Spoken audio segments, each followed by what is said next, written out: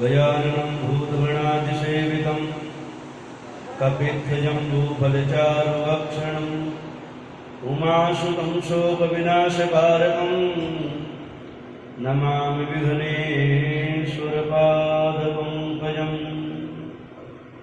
विघ्नेश्वराय वरदाय सुरप्रियाय लंबोधराय सकलाय जगद्विदाय नागाननाय स्तुतियज्ञविभूषिताय गौरीसुताय गणनाथ नमो नमस्ते।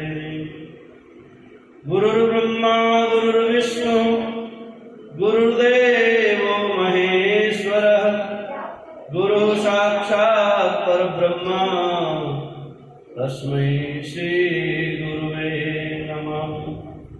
अखण्डमण्डलाकारं व्याप्तं येन चराचरं तत्पदं दर्शितं येन तस्मै श्री गुरुवे नमः। ध्येयं सदा परिभवग्नमभिष्टदोहं तीर्थास्पदं शिवभिरन्तिनुतं शरण्यं भृत्यार्तिहं प्रणतपालभवाब्धिपूतं वन्दे महापुरुषते चरणारविन्दम्। वंशी विभूषितकरानमनीरधावा पीताम्बरादरुणबिम्बपरादरोष्ठा पूर्णेन्दुसुन्दरमुखादरविन्दुनेत्रा कृष्णात् परं किमपि तत्त्वमहं न जाने। सर्वमङ्गलमाङ्गल्ये शिवे सर्वार्थसाधिके शरण्ये त्र्यम्बके गौरी नारायणी नमोऽस्तुते। जयन्ती मङ्गलाकाली भद्रकाली कपालिनी दुर्गा क्षमा शिवा धात्री स्वाहा स्वधा नमोऽस्तुते। रामाय रामभद्राय रामचन्द्राय वेदसे रघुनाथाय नाथाय सीताय पतये नमः। नीलाम्बुजश्यामलकोमलां सीतासमारोपितवामभागं पाणो महासायकचारुचापं नमामि रामं रघुवंशनाथम्। राम रामेति रामेति रमे रामे मनोरमे सहस्रनाम तत्तुल्यं राम नाम वरानने। मनोजवं मारुततुल्यवेगं जितेन्द्रियं बुद्धिमतां वरिष्ठं वातात्मजं वानरयूथमुख्यं श्रीरामदूतं शरणं प्रपद्ये। अतुलितबलधामं हेमशैलावदेहं धनुजवनकृशानं ज्ञानिनामग्रगण्यं सकलगुणनिधानं वानराणामधीशं रघुपतिप्रियभक्तं वातजातं नमामि। आत्मा त्वं गिरिजावती सहचरा प्राणा शरीरं गृहं पूजा ते विषयोगरूपरचना निद्रा समाधिस्थिति संचारः पदयोर्पदक्षणविधि स्तोत्राणि सर्वा गिरो यद्यद् करोमि तद्ददखिलं शम्भोस्तवाराधनम्। करचरणकृतं वा कायजं कर्मजं वा श्रवणनयनजं वा मानसं वा पराधं विहितं वा सर्वमेतत्क्षमस्व। जय जय करुणाब्धे श्रीमहादेव शम्भो। कालहरो हर कष्टहरो हर दुःखहरो दारिद्र्यहरो नमामि शंकर भजामि शंकर। हर हर शंकर तव शरणं हर हर शंकर तव शरणं। नमः पार्वती पतये हर हर महादेव।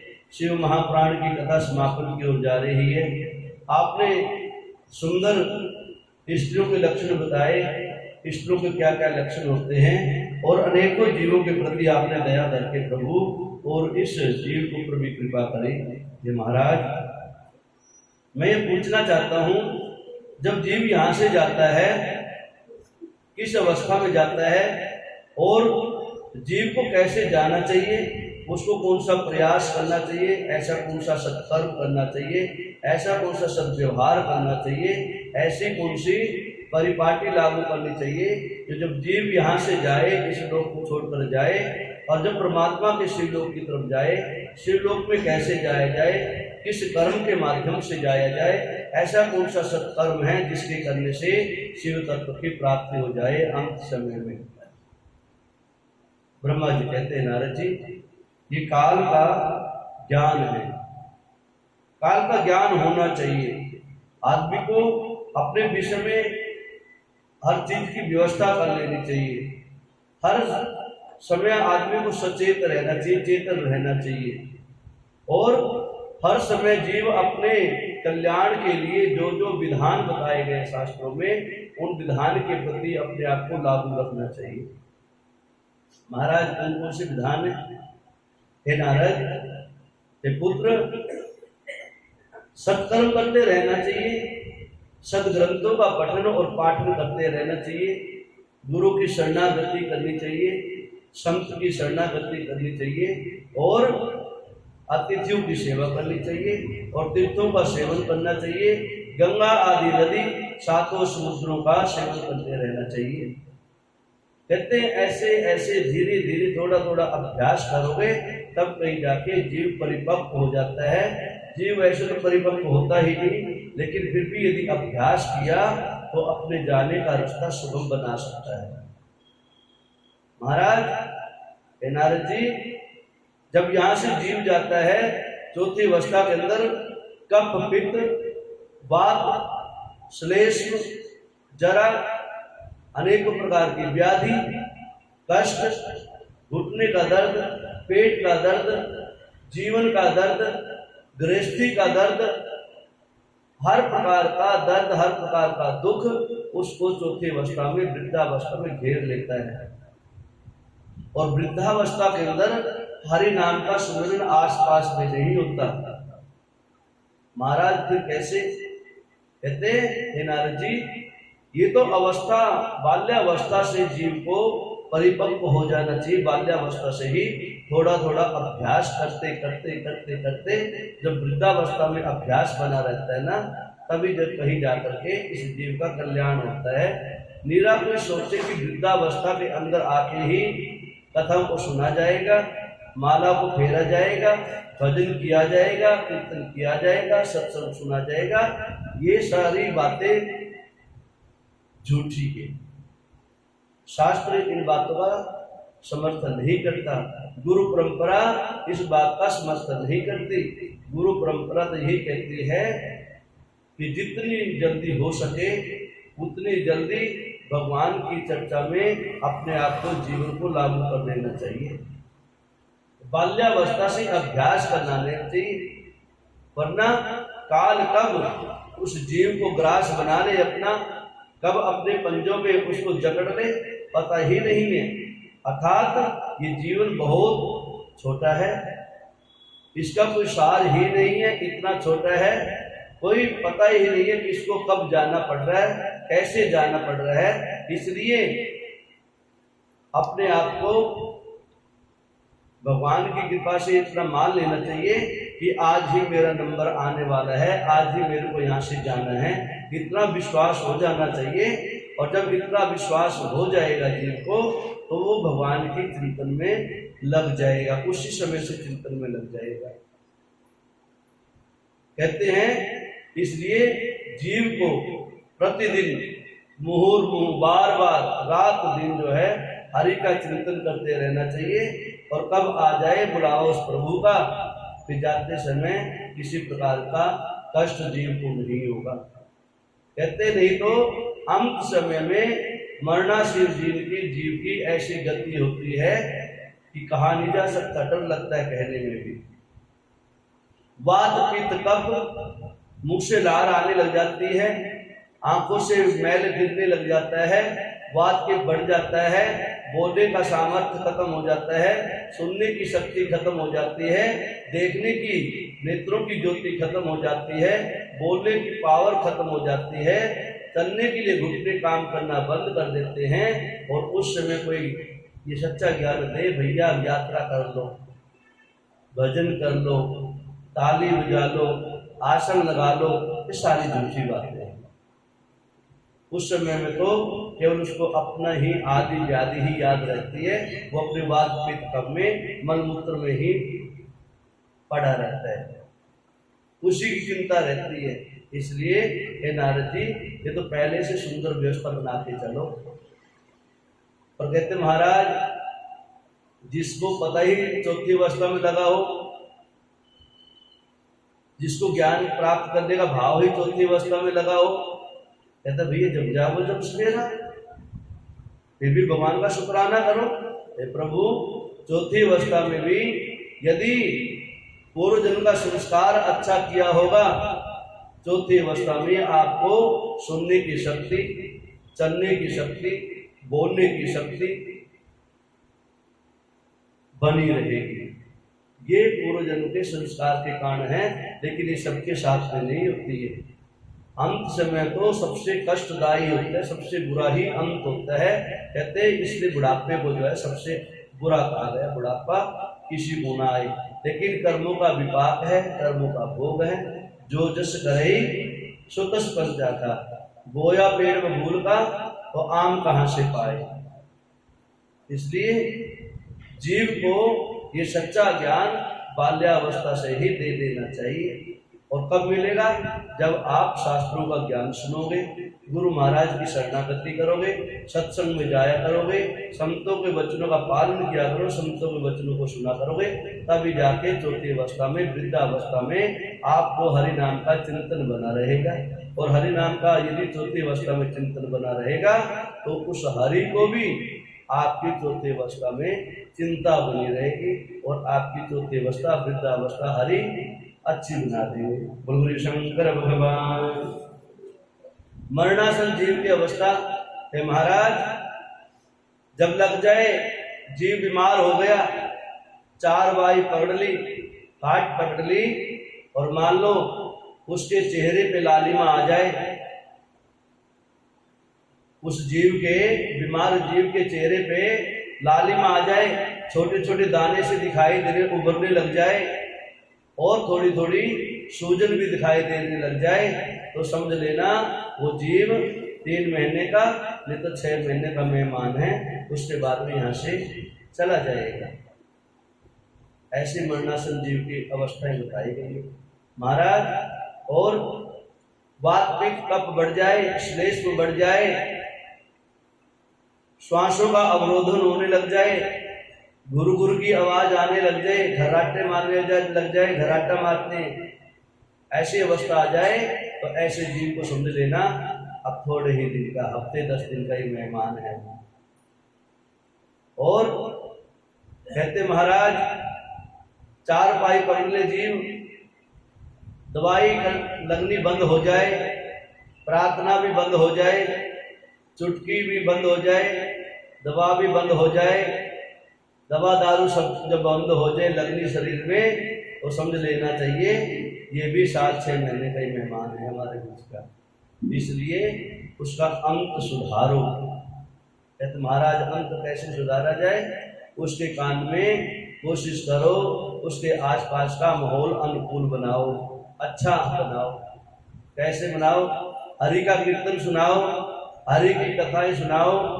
सुन नहीं पा रहा हो, उसके कान के पास में जो है किसी भी मंत्र को फूको, किसी मंत्र को सुनाओ, जोर जोर से चिल्ला चिल्ला के सुनाओ। हरि के सामने, उसके सामने फोटो रखो भगवान की, तुलसी का पौधा उसके आसपास लगा दो, सुगंधित तुलसी का सुगंध उसके श्वासों के द्वारा उसके हृदय में जाए, तुलसी का वन हो, और आसपास कोई ब्राह्मण हो, उसे गीता जी का पाठ सुनो, और विष्णु सहस्रनाम स्तोत्र का पाठ करवाओ, गीता जी का पाठ करवाओ और अन्य जो भी सदग्रंथ है उनकी कथा का उसके कानों में पान करवाओ, जिससे अंत समय में उसकी दुर्गति सदगति के अंदर परिवर्तन हो जाए। महाराज ऐसे हो जाता है क्या? क्यों नहीं हो जाता? अंत समय में भी हो सकता है यदि अच्छा प्रयास किया जाए। अंत समय में भी थोड़ा सा चिंतन, हरि की, शिव की पदवी, शिव का दरबार, शिव का परम तत्व मिलने में सहायक बनता है। कहते नारद जी अनेकों उदाहरण हैं अंत समय में।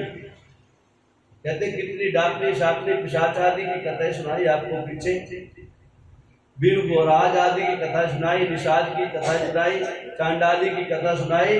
वो चौथी अवस्था में तो सुनी उन्होंने कथाएं, लेकिन चौथी अवस्था में उस कथा के सुनने माध्यम से उसने अपने सारे जीवन को सदा सदा के लिए शिवमय बना दिया, शिव तत्व को प्राप्त कर लिया। और कहते हैं ऐसे तो अनेकों उदाहरण हैं। राजा भरत हुए, जड़ भरत, उन्होंने चौथी अवस्था में ही और पशु योनि के अंदर रहते हुए, ज्ञान प्राप्त होते हुए अपनी पशु योनि भी सुधार ली थी। इसलिए नारद इसमें कोई असंभव नहीं है। चौथी अवस्था भी जीव चाहे तो अपनी पवित्र बना सकता है और शिव तत्व को प्राप्त कर सकता है। बोलो शंकर भगवान।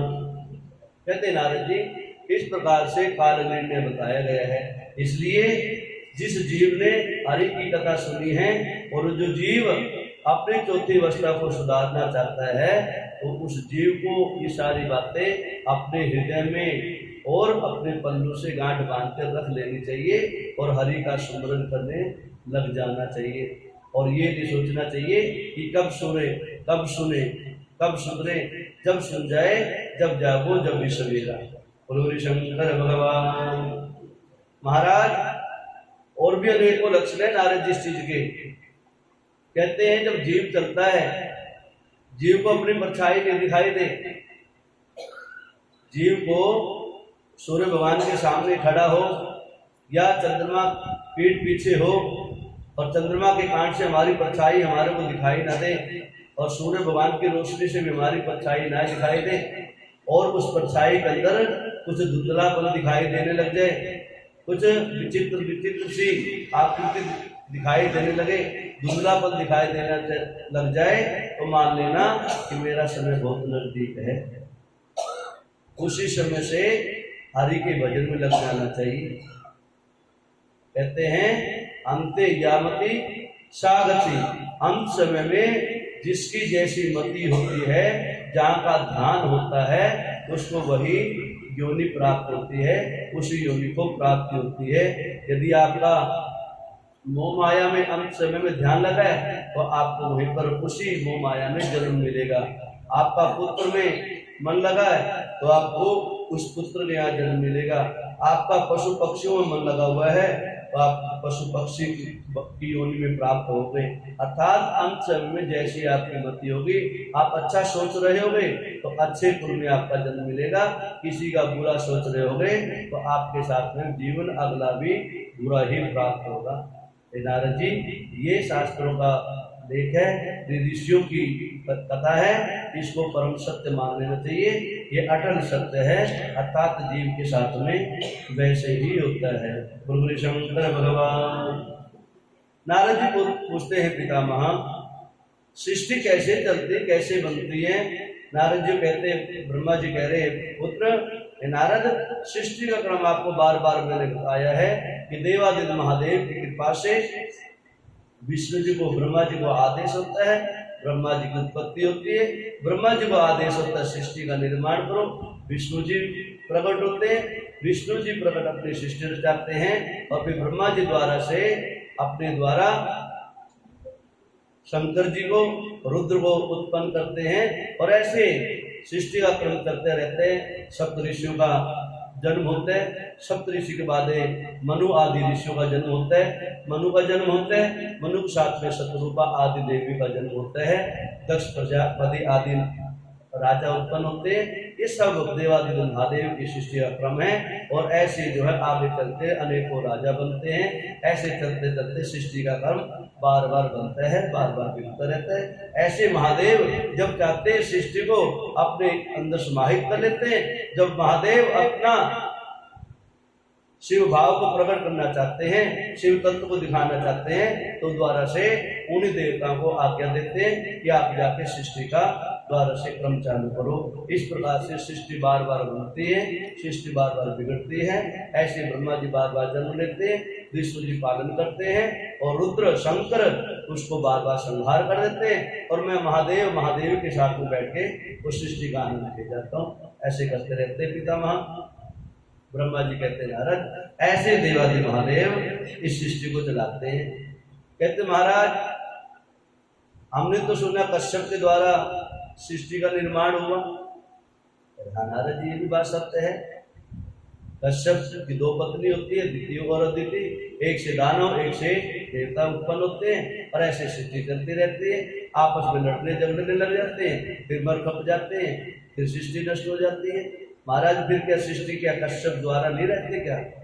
कहते नहीं, जैसे जैसे सृष्टि बनती है नए ऋषि जन्म लेते हैं, नाम यही बन जाता है ब्रह्मा जी है, ये विष्णु जी है, ये शंकर जी है, ये भद्रकाली है, ये कश्यप है, ये दिति है, ये अदिति है, ये दक्ष है। नाम इनके ही निर्धारित किए गए हैं। ऐसी सृष्टि बार बार बनती है, बार बार उजड़ती रहती है। ये कितनी बार सृष्टि बनी है और कितनी बार नहीं बनी? महाराज कितनी बार बनी होगी पितामह? सृष्टि कितनी बार बनी होगी? कहते कितनी बार का वर्णन बताऊं मैं? कहते हैं एक बार माता पार्वती ने भोले बाबा से पूछा था, ये नारद जी के कहने से, जब अमर कथा सुनाने की समय आया, माता पार्वती मन में संशय उठा था नारद जी कि नारद ने कहा है माता आप जी देवादेव महादेव के चरणों में बैठी हो, पूजन करते हो, भजन करते हो, जिनके साथ में आपका संग है, जिनसे आप विवाह गया है, आप शादी हुई है, और वो समाधि में बैठे रहते हैं, आपने कभी पूछा उनके विषय में? अरे क्या पूछते हैं बेटा? अरे किस लिए ये रुंडों की माला जो पहनते हैं ये किसकी माला है? कहते ये तो कभी मन में भाव नहीं जागा। क्या पूछ के देखो, फिर पता लग जाएगा कि सृष्टि कितनी बार बनी है, आप कितनी बार जन्म लिए हो। या जितनी बार सृष्टि बनी इतनी बार आपने जन्म लिया। अब माता पार्वती तो पता नहीं किस चीज का, जब पूछना भोले बाबा से, कहते हैं आपसे कहीं ज्यादा किसी और को प्यार करते हैं भोले बाबा।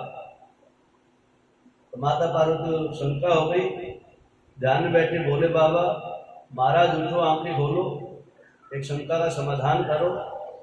भोले बाबा पूछ गए, देखा भैया क्या है? तो महाराज आज एक शंका का समाधान किया जाए। बोलो पार्वती क्या पूछ रहे हो? देवी पूछो।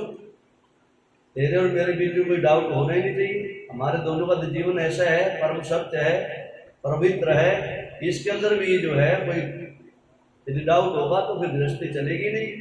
गृहस्थी के अंदर डाउट ही नहीं होना चाहिए, शंका ही नहीं होनी चाहिए। कितना भी कुछ हो फिर भी कहते हैं कभी शंका होनी ही नहीं चाहिए। माता पार्वती से बोले बाबा बताओ, क्या महाराज यजा मुंडों की माला पहनते हो गले में, ये किसकी है? क्या देवी किसकी मतलब पुरुष की है या किसी नारी की है? नार की है।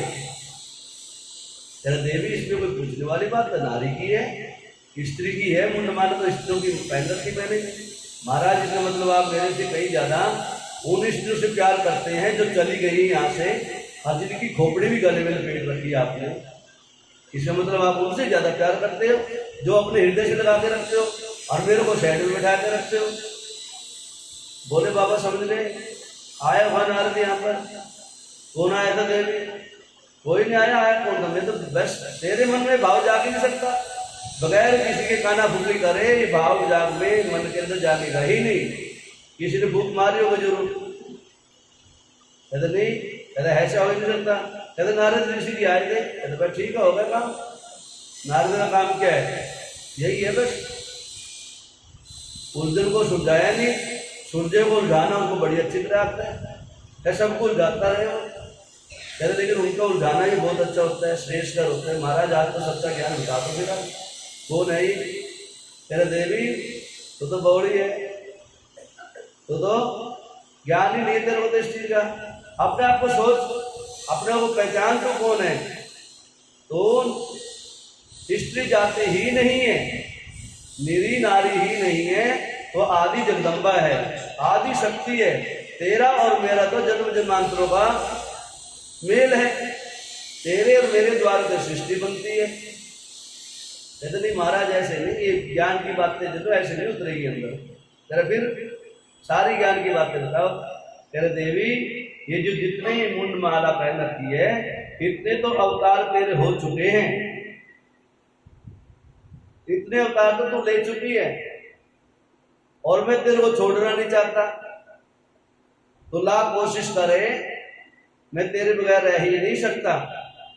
तो महाराज ये सारी खोपड़ी मेरी है, क्या तो और किसकी है? पहचान ले, तेरी शक्ल मिला ले इनसे, किसी पत्रकार को मिला ले, किसी फोटोग्राफर को मिलवा लो और उसमें नेगेटिव निकलवा लो, पता लग जाएगा। कहते नारद की बातों में नहीं आना चाहिए ज्यादा, ज्यादा सुनो सबकी, लेकिन अपने हृदय से जो आपको अच्छा लगे उसका प्रयोग करो अपने ऊपर। ऐसे नहीं सुन लेना चाहिए, किसी बातें आके कहते बहका दिया।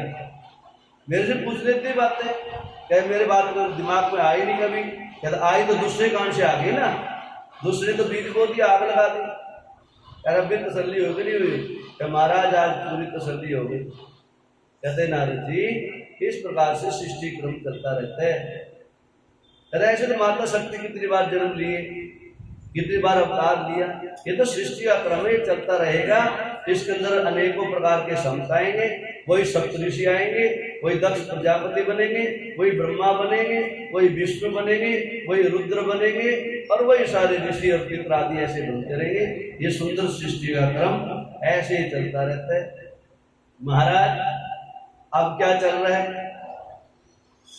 कहते कलयुग की स्थिति क्या है? कह रहे अब वैवस्वत नाम का मनमंत्र चल रहा है। अब जब बैठे हैं जहाँ पर, जब हम लोग जिस मनमंत्र में बैठे हैं, जिस सृष्टि का क्रम चल रहा है, उस मनमंत्र का नाम है वैवस्वंत्र, सावर्णी के मनमंत्र, सावर्णी नाम का मनमंत्र है, वैवस्वंत्र सावर्णी के मनमंत्र। इस प्रकार से कहते हैं महाराज ये सृष्टि कितने मनमंत्र होते हैं।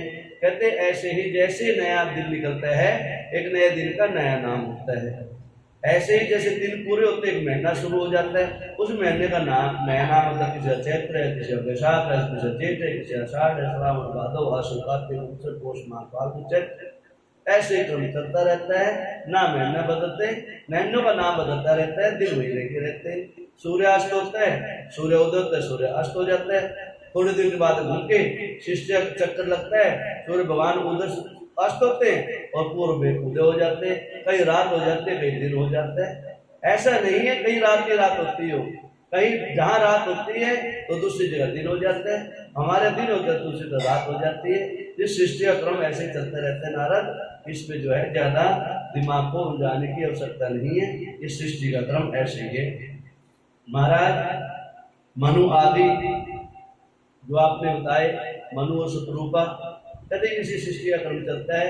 इनके अनेकों प्रकार के पुत्र होते हैं, आगे उनके फिर राजा होते हैं, राजा का वंश चलता रहता है। ऐसे ही राजा दशरथ हुए, दिलूप हुए, रघु हुए, नहुष हुए, इक्ष्वाकुकुल हुए। कहते हैं इस प्रकार से क्रम चलता ही रहता है। जिस सृष्टि का वर्णन है इसको बार बार सुनना चाहिए, बार बार मनन करना चाहिए, और बार बार जो है प्रभु का धन्यवाद करते रहना चाहिए।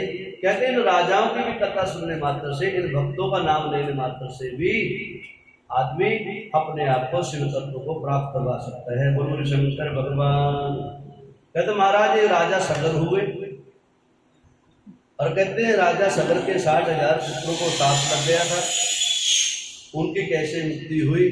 अरे नारद जी, राजा सगर के 60,000 पुत्रों की भी ऐसे ही मुक्ति हुई थी। राजा सगर के खानदान में आगे राजा भगीरथ हुए।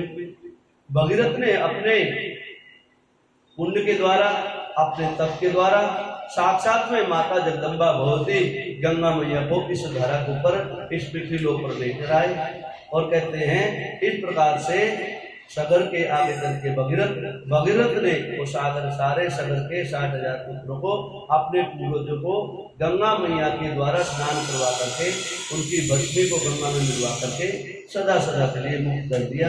ये भी कहते हैं ऐसे चलते रहते हैं। कहते तो पुण्य, ये तो पुण्य कथाएं हैं नारद जी, इनको जितना सुना जाएगा, जितनी बार सुना जाएगा, उतना ही आपके जीवन में आनंद आता रहेगा। इसलिए कभी ये नहीं सोचना चाहिए कि ये कथा मैंने बार बार सुन ली है, अब नहीं सुनूं। नहीं, जितनी बार सुनोगे, जितनी बार मनन करोगे। कहते कभी भोजन करते बाद में उगता है, बाहर की चीजें खा के आ जाएगा, सब चीज खा के आ जाएगा, लेकिन जो भोजन की व्यवस्था है वो अन्न के कारण से ही रोटी, 2 रोटी, सादा जीवन, उच्च विचार, दाल रोटी खाओ, प्रभु के गुण गाओ। जब तक रोटी नहीं खाओगे, जब तक आप उतने कितने भी व्यंजन खा लेना, कितने 56 भोग लगा लेना, लेकिन आपका पेट भरेगा रोटी के द्वारा।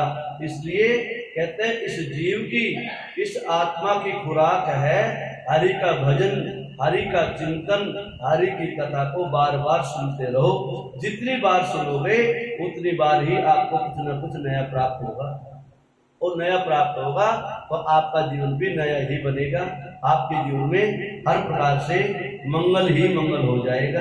कहते इस प्रकार से इन राजाओं के नाम भी लेने चाहिए, इनकी कथा भी बार बार सुननी चाहिए। कहते हैं ना, जैसे आपने बात सुनाई सगर की, कहते हैं इस प्रकार से गंगा के द्वारा उन्होंने उद्धार किया। कहते हैं उसी भगीरथ के पुत्र हुए सुतसेन, उनके नाभाग के अम्बरीश, अम्बरीश के सिंधुदीप पे आयुजात, उसके बाद ऋतुपर्णा उसका अर्पण, उसके बाद मित्रसह उसका सर्वकर्मा, अनग्रण्य। कहते इस प्रकार से चलते चलते चलते चलते कहते हिरण्यनाग पुण्य, कहते इस प्रकार से क्रम चलता रहता है। कहते इन सदग्रंथियों का और इन सद्भक्तों का नाम लेने से भी जीव का भला हो जाता है, कल्याण हो जाता है। इसलिए तो नाम ही ले लिया करो कभी कभी। कहते हैं इसलिए कहा जाता है कि हमारे यहाँ उन पवित्र नारियों का अहिल्या द्रौपदी दारा, कुंती मंदोदरी तरह, पंचकन्या स्मृतिम, महापातक नाशनम, इनका नाम लिया करो। ऐसी ऐसी सौभाग्यशालिनी माताओं का नाम लिया करो, अहिल्या का नाम लिया करो, अरुंधति आदि नारियों का नाम लिया करो, तारा का नाम लिया करो, द्रौपदी का नाम लिया करो, कुंती का नाम लिया करो। ऐसे ही राजा भगीरथ का नाम लो, ऐसे ही रघु का नाम लो, रघु का मानधाता उनका नाम, अम्बरीश का नाम लो, इक्ष्वाकु कुल के राजा उनका नाम लो। साक्षात मर्यादा पुरुषोत्तम जी घर के अंदर विराजमान हुए, उनका नाम ले लिया करो।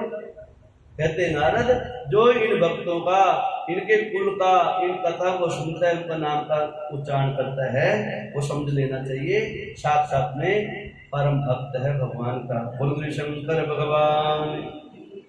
कहते इस प्रकार से नारद जी कितनी कथा सुनाई। कहते महाराज ये तो आपने देवताओं की कथा सुनाई, पितरों का भी आपने बीच में नाम लिया।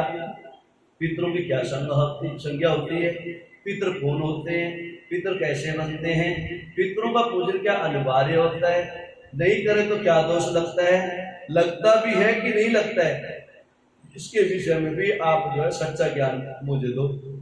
कहते हैं नारद जी सब ये देवादेव महादेव की कृपा से बना हुआ है।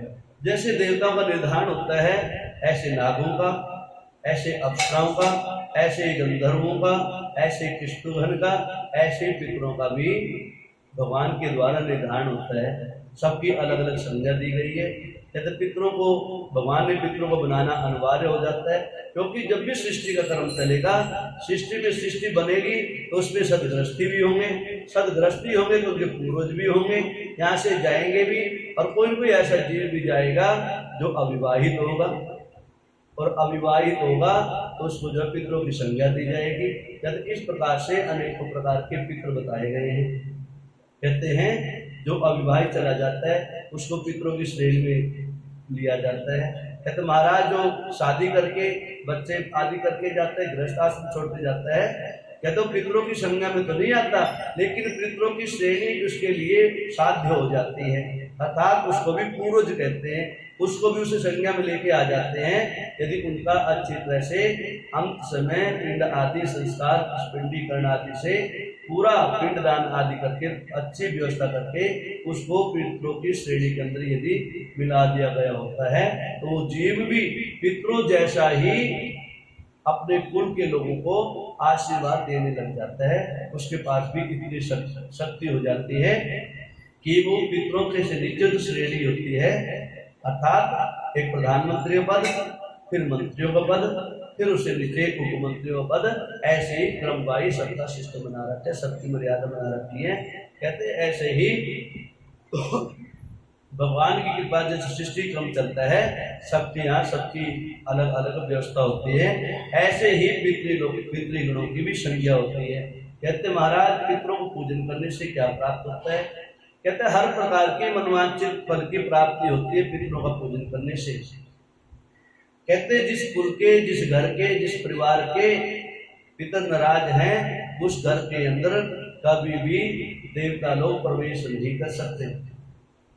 कितनी पूजन कर लेना, शिव का पूजन कर लेना, विष्णु का पूजन कर लेना, शंकर का पूजन कर लेना, देवी की आराधना कर लेना, कितने अनुष्ठान करवा लेना, जिस कुल के पितर नाराज हैं उस घर के अंदर कोई भी देवता प्रवेश नहीं कर सकता, क्योंकि पितरों के प्रार्थना करने के बाद ही देवता घर के अंदर प्रवेश करते हैं।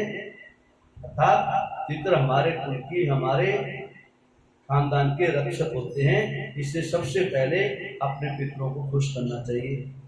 महाराज पितरों कैसे खुश किया जाए, उनको भोजन कैसे दिया जाए, उनको वस्त्र कैसे दिया जाए, कैसे उनका पूजन और भजन किया जाए, नारद जी इसकी बृहद व्याख्या आपको गरुड़ पुराण में मिलेगी, विष्णु पुराण में मिलेगी, लेकिन ये परम सत्य है। पितरों का पूजन शास्त्रों में लिखा गया है। पितरों की जब तिथि आए, जब पितृ श्राद्ध आदि का समय आए, 16 दिन श्राद्धों का आए, और स्पेशल 16 दिन श्राद्धों के पितरों के निमित्त ही बनाए गए हैं। उस समय पितृलोक से सारे पितर उतर के इस धरा के ऊपर आते हैं, और जो तिथि होती है उस दिन तो विशेष करके वो पितर उस के अंदर, उस परिवार के अंदर आता है, और वो ऐसा मानता है कि आज मेरे को मेरे परिवार के सदस्य सब, मेरे सगे संबंधी मेरे को खाने के लिए देंगे। महाराज क्या खाने आते हैं?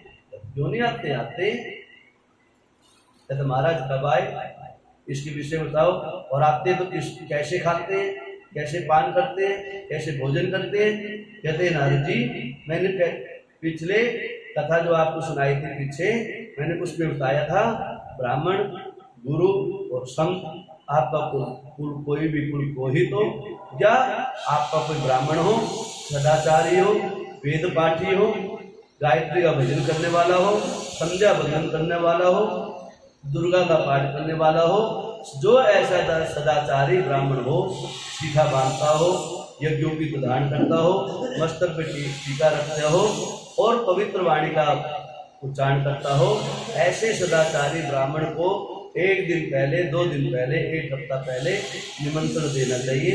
हे गुरु महाराज, हे ब्राह्मण देवता, हे महाराज जी, अमुक तिथि को अमुक हमारे पिताजी का, हमारे दादाजी का, हमारी दादी का, माता का, किसी भी संबंधी का जो श्राद्ध होता है उसके निमित्त आपको निमंत्रण दिया जा रहा है। आप जो है सादर से आप हमारे घर में आकर के हमारे पितरों की प्रसन्नता के लिए, उनकी खुशी के लिए, वो हमारे को आशीर्वाद दे, उनको निमंत्रण देना चाहिए, और फिर सुंदर भाव से, सुंदर व्यवस्था से, सुंदर भोजन बना करके, सुंदर आसन पे बैठा करके उस ब्राह्मण को यथेष्ट भोजन करवाना चाहिए, उसकी रुचि के अनुसार से भोजन करवाना चाहिए, और सद्भाव से अपने पितरों के निमित्त दान दक्षिणा, वस्त्र, फल, मिठाई आदि का उस ब्राह्मण को आदर से दक्षिणा के सहित मान सम्मान करके विदा कर देना चाहिए।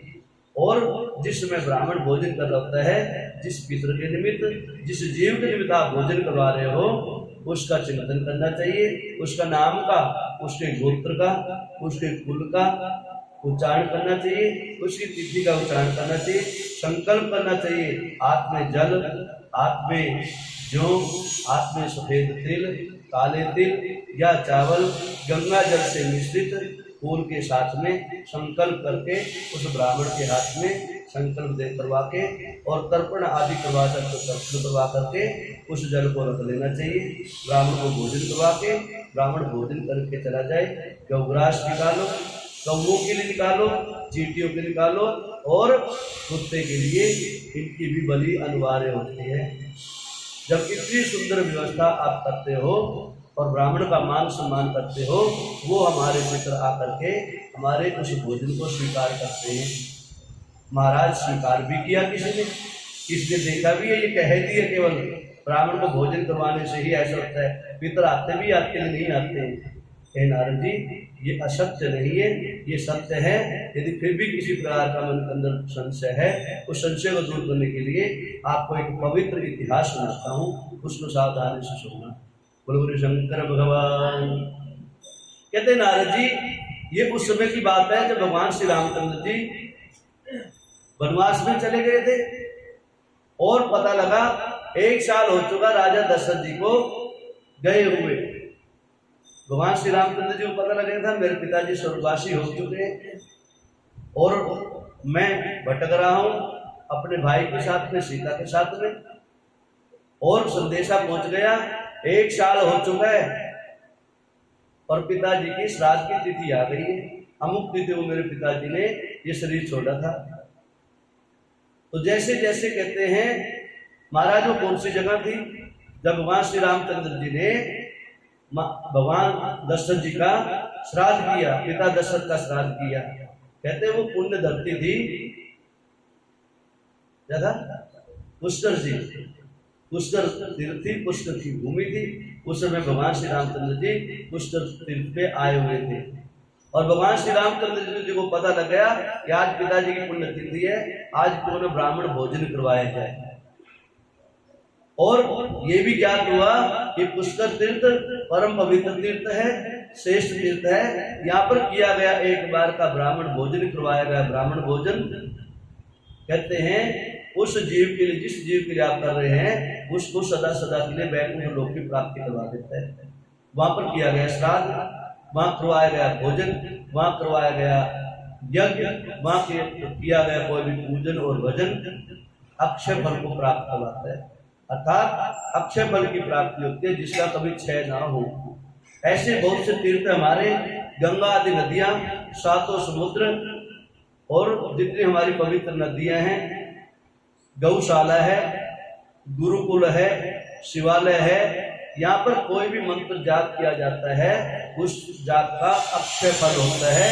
अर्थात जिसका कभी कोई नष्ट नहीं होता, उसका पुण्य ही बढ़ेगा, अर्थात उसका पुण्य क्षीण नहीं होगा, पुण्य प्रतिदिन बढ़ता ही जाएगा। इसलिए कहते हैं पवित्र स्थान होते हैं, इनके ऊपर आकर के पूजन भजन संकीर्तन करना चाहिए। नारद जी उस समय जो है भगवान श्री रामचंद्र जी ने माता सीता को कहा, हे देवी, कल पिताजी का श्राद्ध है और किसी ब्राह्मण को भोजन करवाना चाहिए, और कोई मिल जाए, संत एक मिल जाए, 2 मिल जाए, 4 मिल जाए, वरना एक को तो करवाना ही चाहिए। माता सीता कहते हैं महाराज, हम यहाँ दर दर भटक रहे हैं, कहाँ यहाँ व्यवस्था हो पाएगी, कहाँ ब्राह्मण मिल पाएंगे। और कहते हैं उस समय तक भगवान श्री रामचंद्र जी के अनेकों दोस्त हो चुके थे, मित्र बन चुके थे। भगवान श्री रामचंद्र जी कहा भैया कोई ऐसे व्यवस्था बनाओ। तब पता लगा था कि ये पुष्कर तीर्थ है, यहाँ ब्राह्मणों की संतों की कोई कमी है ही नहीं, यहाँ भक्त रहते, ब्राह्मणी रहते, संत रहते। महाराज आज्ञा दो, जितने ब्राह्मणों का आप कहोगे उतने ब्राह्मणों की व्यवस्था हो जाएगी और सारे वेद पाठी ब्राह्मण मिलेंगे, सारे संध्या बंधन करने वाले मिलेंगे, सारे कर्मनिष्ठ मिलेंगे, सब सारे तपोनिष्ठ मिलेंगे, सारे भगवान की चर्चा और भगवान की वंदना करने वाले ही मिलेंगे। अब इस प्रकार से भगवान जी ने कहा कि बोल देना श्रेष्ठ ब्राह्मणों को भोजन के लिए आ जाएंगे। 1 आ जाए, 2 आ जाए, 4 आ जाए, 5 आ जाए, जितने आ जाए, अधिकम फलम। भोजन करवाना है पितरोन्मित, तो पितरों का आशीर्वाद, देवताओं का आशीर्वाद यदि मिलता है तो जितना मिल जाए उतना ही कम है। बोलो शंकर भगवान। माता सीता सुबह स्नान ध्यान कर करके वल्कल वस्त्र पहन करके, और राजसी ठाट बाट तो थे नहीं, वल्कल वस्त्र पहन रखे थे। तो भोजन बनाया, रसोई में भोजन बना करके खीर तैयार करी, जैसी सुंदर व्यवस्था थी उन्होंने व्यवस्था के हिसाब से वैसे बनाया भोजन। कहते अच्छा पकवान बनाया माता सीता ने, और थाली तैयार कर ली, पत्थर लगा रखे थे। जैसे परोस के भोजन लेके जाने लगी, माता सीता वल्कल वस्त्र पहन रखे थे, और जैसे अपनी झोपड़ी से पांव बाहर रखा तो सामने दृष्टि पड़ी कि राजा दशरथ उन्हीं में राजसी ठाट बाट के अंदर उन्हीं वेश में वैसे ही मुकुट धारण किए, वैसे ही जो है राजसी वस्त्र पहने हुए और आसन पे विराजमान। माता सीता को लज्जा आ गई, माता सीता भोजन का पात्र वापस लेके कुटिया में प्रवेश कर गई। भगवान श्री रामचंद्र जी चरण पांव धो रहे थे, ब्राह्मणों की टीका आदि कर रहे थे। भगवान श्री रामचंद्र ने आवाज लगाई, देवी भोजन लाओ, ब्राह्मण का भोजन हो चुका है। 2-3 बार आवाज लगाई, अंदर से आवाज आती है, महाराज आप एक बार अंदर आओ। तो कहते हैं माता सीता ने आवाज लगाई, भगवान श्री रामचंद्र जी अंदर प्रवेश कर गए। कहते क्या हुआ देवी, इसलिए रुक गई? कहते महाराज आपने जो है मेरे को विकट स्थिति में डाल दिया। कहते क्या हो गया? कहते महाराज जो सबसे पहले वाले आसन में बैठे हो ना, वो पिताजी विराजमान है, राजा दशरथ विराजमान है, और राजा दशरथ के सामने मैं इन वस्त्रों में वल्कल वस्त्रों में नहीं रह सकती, और मेरे राजा दशरथ मेरे इन वस्त्रों में देखेंगे, उनको पश्चाताप होगा, उनको ग्लानि होगी, अपने आप में बहुत कुछ सोचेंगे। देवी पिताजी विराजमान? कहता हाँ, पहले आसन पे पिताजी विराजमान है, उसके साथ में अन्य ब्राह्मण विराजमान हैं, इसलिए मैं इन वस्त्रों के साथ को पहन करके, जो मेरे वस्त्र हैं, जो मेरे को पिताजी ने, राजा दशरथ ससुर ने कभी मेरे को इस अवस्था में नहीं देखा था, इसलिए उनको पश्चाताप होगा। इसलिए महाराज ये भोजन का थाल आप स्वयं परोसो। वहीं से जो है कहते हैं आज के बाद में जब वहीं से परिपाटी लागू करी गई कि कोई भी जो है स्त्री जो है अपने पुरुष का जब श्राद्ध करवाती है, स्त्री थाली नहीं लेके आती है, पुरुष को ही संकल्प करवाना चाहिए और पुरुष को ही थाली को परोसना चाहिए। तरह क्या मजबूरी है, केक बेचनी है, चॉकलेट बेचनी है, दुकान चलानी है, कहते वो तो आएंगे नहीं, 1 घंटा लेट हो जाएंगे, आप भोजन करते जाओ। गुरु शंकर भगवान की, ठीक है ना, ये नियम है यहाँ के, ये शास्त्र नियम बताए गए हैं। किसी कारणवश विदेश गया हो तो ड्यूटी पे अलग बात होती है, ऐसी क्या ड्यूटी, आधा घंटा जो है उस ब्राह्मण के भोजन के, और ब्राह्मण को भोजन थोड़े करवा रहे हो आप। यह स्पष्ट आ चुका है कि आप ब्राह्मण को भोजन नहीं करवाते कभी। और नारद जी ने एक बात और पूछी है, यहाँ पर और स्पष्ट करता हूँ बात को। क्या महाराज कई लोग कहते हैं हमने ब्राह्मणों को भोजन करवा दिया, पंडितों को जिमा दिया, संतों को जिमा दिया। क्या जो ये कहते हैं ना सबसे बड़ा पाप करता है, सबसे बड़ा पाप करता है वो जीव जो कहते हैं मैं ब्राह्मणों को जिमाता हूँ। कहते हैं उसके जीवन का सबसे बड़ा पाप जागृत होता है जब कहते हैं भगवान श्री रामचंद्र जी स्वयं कह रहे हैं मेरी औकात नहीं है एक ब्राह्मण को भी एक समय का भोजन करवा सकूं मैं, मेरे पास इतनी व्यवस्था है ही नहीं एक ब्राह्मण को भोजन भी करवा सकूं। और आम गृहस्थी कहते थे हमने जो 100 ब्राह्मण जिमा दिए, 1000 ब्राह्मण जिमा दिए, ये कर दिए। कहते जो कहते हैं ना वो निरा अपने पाप को जगा रहे हैं। ब्राह्मण को भोजन करवाने का तो सामर्थ्य भगवान के अंदर भी नहीं है। भगवान ने भी एक बार भगवान को बुला दिया था, ब्राह्मण को बुला दिया था, उसका पेट भी भर पाए थे, 7 समुद्र जो जल पी गए थे। और कहते हैं एक ऋषि को बुला ले भगवान जी ने, माता सीता ने बुलाया था कई बार ऐसे ही, कई होता है ना मातृशक्ति को हम तो ऐसे कर देंगे ऐसे कर देते हैं। माता सीता ने कुंभज ऋषि को बुलाया था, महाराज ऋषि को बुला लिया कि महाराज आज का भोजन कल का भोजन हमारे हैं, तेरा देवी फिर कभी हो जाए। कहते महाराज ठाट बाट है, क्या कमी है, चक्रवर्ती सम्राट है, ये है वो है। देवी मानता हूं मैं जानता हूं, बताने की आवश्यकता ही नहीं है, हमारे पास है क्या चीज हमें सब पता है। गुरु को ब्राह्मण को अपने यजमान के पेट पे जो है ना अंदर तक का पता होता है इसके घर में क्या रखा है। गुरु ऐसे थोड़े बनते हैं, शिष्य ऐसे नहीं बनाए जाते हैं, उसकी हर चीज का पता होता है जब भी गुरु बनते हैं। कहते नहीं हट धर्मिता अपना ली, ठीक है देवी बनाना, फिर भोजन तैयार करो, रसोई तैयार करो, आऊंगा मैं। दिन रख दिया, मुहूर्त रख दिया, आ रहा हूं। आगे महाराज आसन लगा दिया, जी में मारो, बैठो, लगाओ ताली लगाओ। लग गए जीवने। अब जीवने का तो जिमाओगे तो जिमाना पड़ेगा ना आपसे। ब्राह्मण की जब आपने कर ली, दिया आपके पीछे पड़ी गए, तो ब्राह्मण को ब्राह्मण के हिसाब से जिमाना पड़ेगा। अब ब्राह्मण जीवने बैठ गए। अब सीता माता ने सोचा अगर रानी है, सीता माता रानी की रानी है, पहली बार तो रानी ने भोजन बनाए, और पहली बार ब्राह्मण आए तो ब्राह्मणों के लिए कहता रानी को भोजन बनाना पड़ता, दासियों से भोजन नहीं करवाए जाते थे। नौकरानियों का भोजन नहीं करवाना चाहिए कभी भी। घर में आया बाया लगा रखी है, उनसे भोजन बनाते हैं, कभी नहीं करवाना चाहिए। माता सीता ने सोचा भी आज मैं अपने हाथ से, यही डिमांड रखी थी ब्राह्मण ने, माता देवी अपने हाथ से भोजन पकाएगी ना? कहे महाराज आपके हाथ से, अब मेरे हाथ से बनाऊंगी, मैं अपने हाथ से खिलाऊंगी। चलो ठीक आ गया, बैठ के आसन लगा दिए। माता सीता ने देखा था रसोई बना रखी, पकवान बना रखे, 56 पकवान बना रखे, व्यंजन बना रखे, खुशबू उठ रही रसोई में, हाँ मौज हो रही। बैठ के ब्राह्मण जीवने लग गए, जमाने लगे महाराज जी को, जिमते गए। अब पता लग जाता है ना जमान की औकात, शक्ल से पता लगता है, अकल से पता लग जाता है कितनी इसकी औकात है। लगे जी, अब वो रसोई के अंदर पता लगता है कितने बर्तन है, बजने लगे आपस में। माता सीता उसको बजा रही है। अभी तो शुरुआत हुई है, सारे मालपुए, सारे खीर, सारी सब्जी जो बना रखे, सारे बर्तन खड़कने लगे। माता सीता ला रही धीरे धीरे, बेटा ले आओ, जल्दी जल्दी ले आओ। कहते अब क्या किया जाए? अब अंदर लास्ट राशि गए, भैया कुछ व्यवस्था।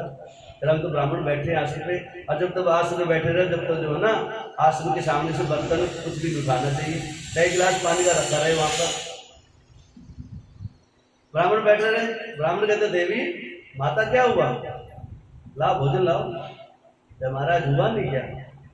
तेरा भी तो ये तो ट्रेलर है, अभी तो पिक्चर तो अभी बाकी है। महाराज ये ट्रेलर का पिक्चर कौन सी होगी? तो मेरी तो पिक्चर पूरी होली पूरी। मैं तो जितना बनाया था राशन पानी, मैं 2-3 बार आटा गूंद लिया, सब लग लिया, अब तो आटा पिसवा के लाना पड़ेगा। अब ब्राह्मणों को झूठा कैसे खाए, भूखा कैसे खाए? क्या देवी पानी की व्यवस्था करो, पानी पिला दो, पानी पिला दो। अब बीच में जो विराम होता है ना, पिक्चर ट्रेलर के बाद बीच में आता है ना इंटरवल, तो इंटरवल ही करवा दो। क्या करोगे? इंटरवल करवा दिया, पानी ले आए। पानी के जितने कलश रखे थे सारे घटा घट घटा घट घटा घट घटा घट।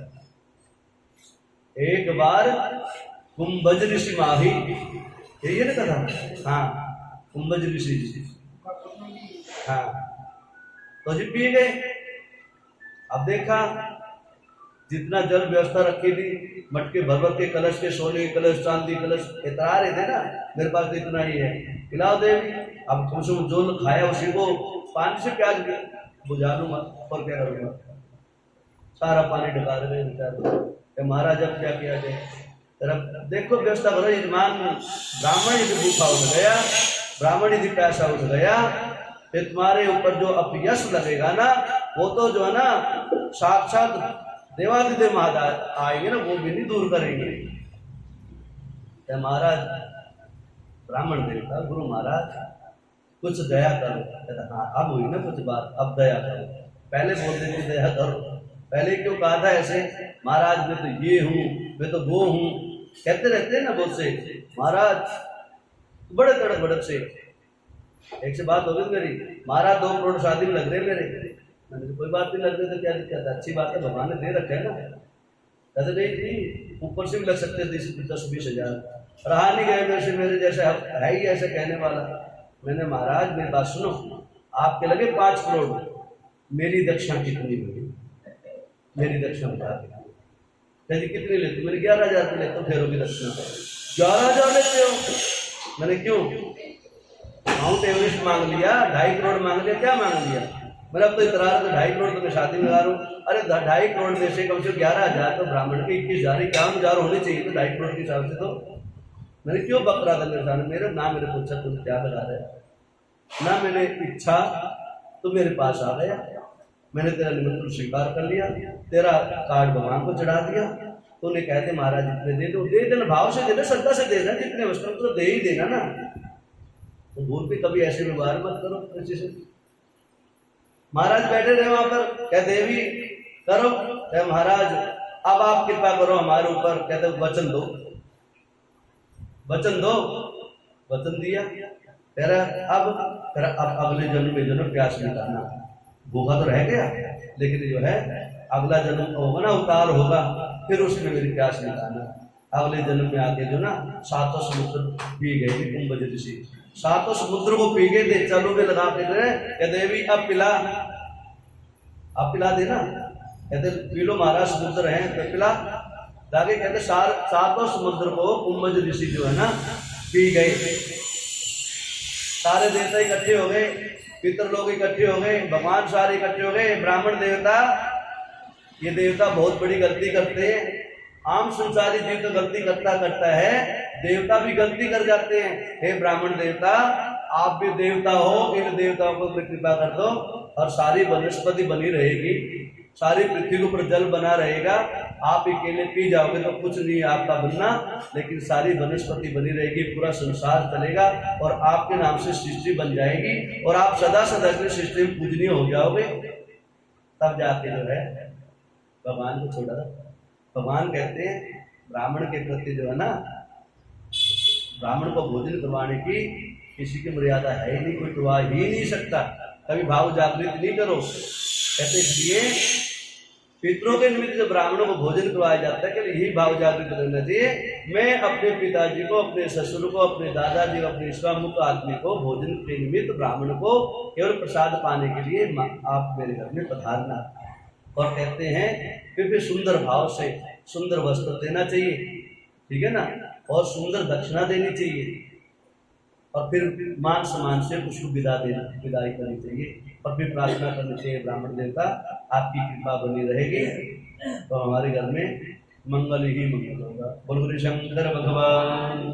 कहते नारद जी ऐसे पितरों की संज्ञा है, ऐसे पितृ बनते हैं, और कहते हैं देवताओं की कृपा प्राप्ति करनी है, पितरों की कृपा प्राप्ति करनी है तो गुरु की शरणागति, ब्राह्मण के शरण में आना ही पड़ेगा, इसमें किसी प्रकार का भी संशय नहीं है। बोल गुरु शंकर भगवान की। इसलिए कहते हैं कोई भी आम जनमानुष अपना कल्याण चाहता है, अपने पितरों की कृपा, अपने गुरु की कृपा, अपने कुल पुरोहित की कृपा, संतों की कृपा उसके ऊपर होनी अनिवार्य है। ऐसे जो है जो महाराज आज आगे बात सही बात आ गई। महाराज जी पितामह कहते जो ब्राह्मण, जो गुरु, जो संत शिव पुराण की, पुराणों की 18 पुराणों की कथा सुनाते हैं, भागवत आदि कथा सुनाते हैं, वो कैसे होने चाहिए, उनका भाव कैसा होना चाहिए, उनके प्रति हमारा भाव कैसा होना चाहिए, और कथा सुनाए तो हमें क्या देना चाहिए और क्या उनसे लेना चाहिए। कहते नारद जी सुंदर वक्ता हो, सुंदर आपको बातों का सुनाने वाला हो, जो आपके हृदय में बात उतर जाए वैसा उदाहरण देने वाला हो, सदाचारी हो, कुलीन हो, संध्या भजन करने वाला हो, गायत्री का उपासक हो, ऐसे ब्राह्मण से निसंकोच भाव से कभी भी जाकर के कथा का रसपान कर लो। कभी भी जाके, कोई मूर्त की आवश्यकता नहीं है, मूर्त की आवश्यकता तो जब भागवत सप्ताह करवाओगे उसमें होती है, कोई कथा कराओ उसमें होती है, वरना कभी भी मन के अंदर कोई भाव जागृत हो जाए, शांत भाव से जाके अपने उलझन को सुलझाने के लिए प्रश्न कर बैठो, महाराज ऐसे ऐसे कुछ छोटी सी उलझन आ गई है, इसको सुलझा दो, तो शास्त्र सम्मत बातें वो आपको आपकी शंका का समाधान कर देंगे। महाराज जो पूरे श्रावण के महीने में शिव महापुराण की कथा सुनाते हैं, भागवत सप्ताह सुनाते हैं, 18 पुराण की कथा सुनाते हैं, वो कहते उनके प्रति आदर भाव रखो, उनके प्रति नम्रता रखो।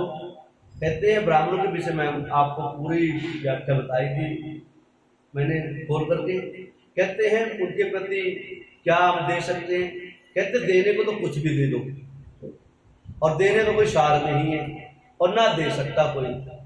लेकिन कहते हैं जब कथा का समापन हो जाए, यज्ञ की संपूर्णता हो जाए, व्यासपीठ के ऊपर आपसे संबोधन हो जाए, महात्म का रसपान हो जाए, द्वारा से आपको महात्म सुना दिया जाए, और यज्ञ की पूर्णाहुति के बाद में या यज्ञ की पूर्णाहुति से पहले व्यासपीठ का पूजन कर लेना चाहिए। यथाशक्ति तन मन धन वस्त्र आदि फल फूल आदि से आप व्यासपीठ का पूजन करो, और व्यासपीठ में जो है प्रणाम करते हुए भगवान से प्रार्थना करो, हे महादेव, मेरे से मनसा वाचा कर्मा के द्वारा कथा में जाने में अनजाने में भाव से कुभाव से किसी प्रकार की कोई गलती हो गई हो तो उसके लिए मैं क्षमा प्रार्थी हूँ। हे व्यास जी महाराज, आपकी कृपा से हम जीवन में बार बार इन कथा पर स्नान करते रहे।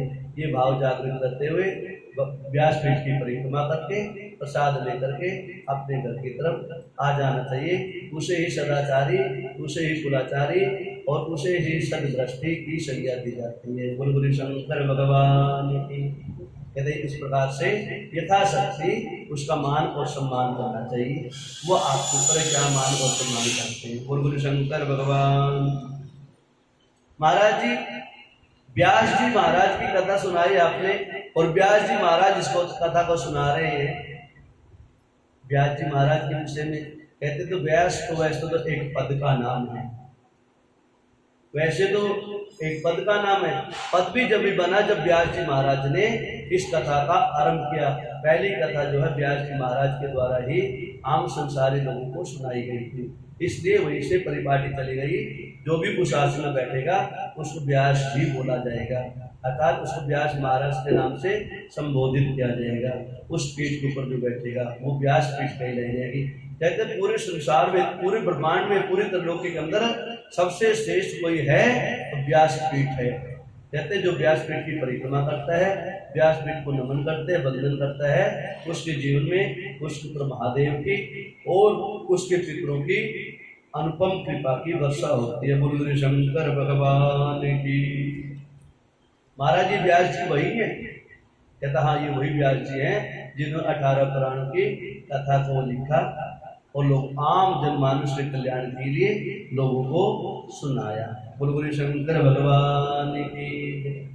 कहते महाराज, प्रारंभ में शिव पुराण की कथा जब प्रारंभ करी आपने, उस समय में आपने जब देवासुर संग्राम चल रहा था, उस समय में आपने एक मधुकैटभ नाम के राक्षसों का नाम लिया था। और कहते हैं उस समय में वो मधुकैटभ जो राक्षस थे, भोले बाबा ने उनको क्षमा कर दिया था। क्यों क्षमा किया था और फिर उनका विनाश कैसे हुआ? कहते हैं हे नारद जी, जब आदि शक्ति जगदम्बा माता पार्वती अवतार हुई, भद्रकाली का रूप धारण किया, और उस समय में आके जो है भद्रकाली ने उन दुष्टों को मधुकैटभ नाम के दैत्यों का संहार किया। महाराज जी राक्षस कैसे बने थे? कहते हैं ये कथा मैंने आपसे पूर्व कथा में सुनाई थी। ये भी देव योग से कर्मों के पतन के कांड से राक्षस को प्राप्त हुए थे, और मारे भी इसलिए गए क्योंकि ये परम भक्त भी थे। भगवान के द्वारा वही मारे गए जो शिव भक्त थे और माता जगदम्बा के भक्त थे। इसलिए माता के जगदम्बा के श्राप के द्वारा ही भोले बाबा ने कहा था, अरे दुष्टों अब तो मैं छोड़ता हूँ, आगे जाकर के माता जगदम्बा अवतार लेगी, काली का रूप धारण करेगी, उस समय में तुम्हारा माता भद्रकाली अपने हाथों से तुम्हारे को मोक्ष का अधिकार प्राप्त करवाएगी। हे नारद जी, इस प्रकार से उन मधुकैटभ नाम के राक्षस का वध किया माता भद्रकाली ने। क्या महाराज, एक धूम्रलोचन नाम का भी राक्षस था उसी समय में, उसको भी आपने छोड़ दिया था? कहता हाँ, वो भी ऐसे ही थे। उनको भी जो है माता भगवती की आराधना करने में दोष लगा था, और माता भगवती के ही बाधा में, काम में बाधा पहुंचाई थी, इसलिए माता भगवती के लिए छोड़ दिया गया था। कहते आगे चल करके धूम्रलोचन और चंड मुंड नाम के दैत्यों को भी माता भद्रकाली ने दुर्गा के रूप में, शाकंभरी के रूप में, चंडी के रूप में आकर के उनका विनाश किया। वो भी एक समय में भगवान के परम भक्त थे, लेकिन कर्मों का पतन हो जाता है, कर्म बिगड़ जाते हैं तो राक्षस योनि की प्राप्ति हो जाती है। महाराज इसका मतलब तो कोई भी राक्षस बन सकता है? कहते हाँ, क्यों नहीं बन सकता है। अच्छा सदाचारी, अच्छा कुलीन कुल का घर का जीव, अच्छा ब्राह्मण, तत्व तो ब्राह्मण भी राक्षस योनि को प्राप्त हो सकता है यदि जानबूझ के कोई पाप कर्म करता है। जानबूझ के जो पाप कर्म किए जाते हैं उनकी परिणति यही होती है, उसको कहीं न कहीं राक्षस जाति, चंडाल जाति, जिससे जितना बड़ा दुष्कर्म होता है उसको उतनी बड़ी दुष्योनि में जाना पड़ता है। कहते इस प्रकार से अनेकों प्रकार की कथाएं आपको सुनाई। कहते नारद जी पूछे पितामह, माता सरस्वती की कथा भी आई थी एक बार, आपने उनके विषय में द्वारा बताया ही नहीं, क्या चिंता हुई। कहते माता सरस्वती का कैसे प्रकट होना हुआ और माता सरस्वती के चरणों में जीव जब मन लगाता है तो माता सरस्वती जीव को क्या देती है, माता सरस्वती का देने का अधिकार क्या क्या है। कहते नारद जी सुनो, जो सृष्टि का क्रम चलता है, ब्रह्मा जी सृष्टि रचाते हैं तो अपनी छाया से कर्दम आदि ऋषियों का पालन कर सृष्टि का निर्धारण करते हैं, और ऐसे ही माता सरस्वती भी ब्रह्मा जी की उस सृष्टि के अंदर उत्पन्न होती है। ब्रह्मा के द्वारा सारी व्यवस्था महादेव के द्वारा रची जाती है, लेकिन कर्ता धर्ता ब्रह्मा जी को बनाया गया है। कहते माता सरस्वती का एक ही काम था, लोगों को विद्या का ज्ञान देना और बुद्धि देना और सतोगुण की विद्या का प्रकाशमान करना।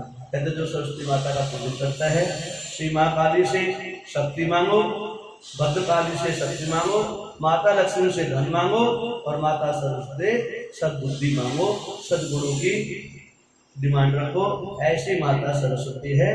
और माता सरस्वती जो पूजन करता है उसके घर के अंदर धन भी होता है, उसके घर के अंदर पुत्र पोत्र आदि की व्यवस्था होती है, और वो घर सदोगुणी होता है, सदव्यवहारी होता है, और उसका कर्म सदव्यवहार में लगता है, सत्संग में लगता है, और ऐसे बड़े बड़े यज्ञ अनुष्ठान आदि करवाने में उसकी रुचि रहती है।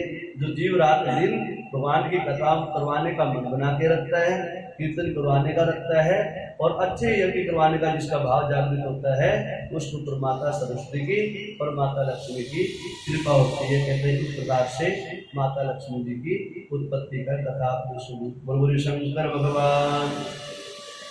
कहते प्रभु माता उमा अवतार हुई। कहते हाँ, कहते अवतार किसकी हुई?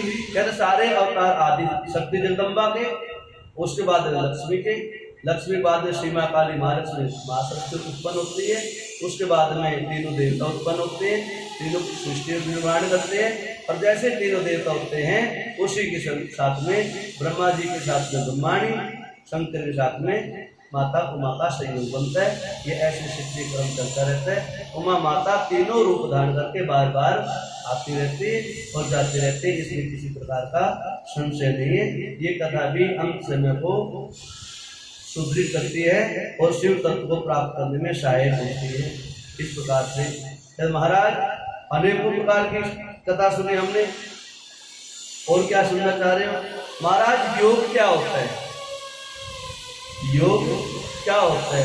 कहते बीच में आपने बताया, अनेकों प्रकार की कथा सुनाई, अमुक ऋषि ने कितने दिनों तक तप किया, योग किया, योग के बल से आदमी ने परम तत्व को प्राप्त कर लिया। कहते हैं नारद जी, योग एक जोड़ होता है, अपने आप को जोड़ना होता है। जोड़ना मतलब अपने काम क्रोध लोभ को जोड़ लो, जीत लो, और अपने सत्वगुण को जागृत कर लो, और एक आसन पे बैठ जाओ, और किसी भी मंत्र का गुरु के द्वारा दिया गया मंत्र उसका प्रयोग करो, नहीं तो शिव पंचाक्षर मंत्र ओम नमः शिवाय मंत्र का जाप करो, और पद्मासन, सुखासन, जो भी आसन आप बैठ सकते हो जिस आसन पे, उस पे लगा करके इसका अधिक से अधिक समय तक मंत्र जाप करो, और धीरे धीरे धीरे धीरे आपकी पांचों ज्ञान इंद्रिया और पांचों कर्म इंद्रिया जागृत हो जाएगी, और ओंकार की एक दिव्य शक्ति आपके हृदय में आपके मस्तिष्क में, आपके ब्रह्मांड में समाहित हो जाएगी।